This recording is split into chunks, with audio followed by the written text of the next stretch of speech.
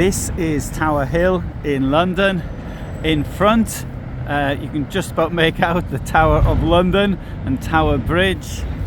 And here in front of me, this is the spot where people were executed. This became quite famous, but indeed in the period of 360 years or so that it was used for executing people, there was only 125, maybe 120 people were actually executed here, so there wasn't all that many people. Now, if you were really important, you could be executed inside the Tower of London, but that was reserved for people such as Anne Boleyn, who were former Queen of Henry VIII. Her brother, though, was executed at this spot here.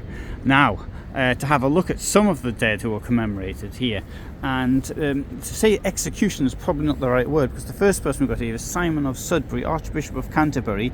Got the date there, 1381. He was more lynched, I think fair to say, than sort of executed. Of course, many of the people here were not really guilty of anything. Most of what went on here was just political machinations. So you've got people here, for example, Sir Thomas More, 1535, it was the machinations of someone else who is over here, Thomas Cromwell, 1540. It was him who he was the one who sort of had Thomas More killed.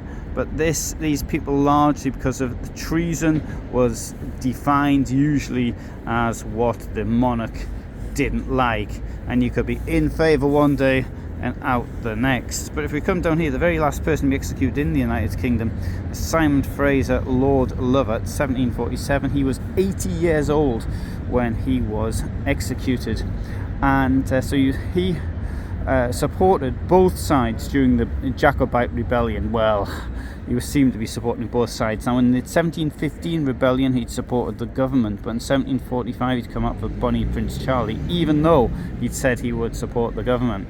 Anyway, so he was caught, he was held in the Tower of London, and on his way here to be executed, there was a stand was put up somewhere nearby, and that stand collapsed, and Simon thought this was hilarious, and he died laughing. And that allegedly is where the expression to laugh your head off comes from.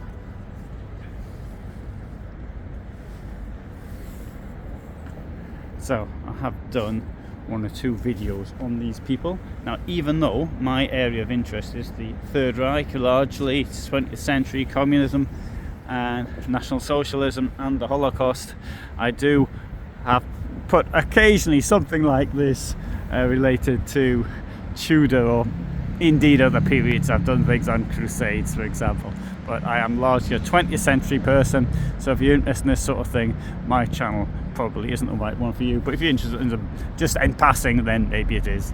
Thanks for watching.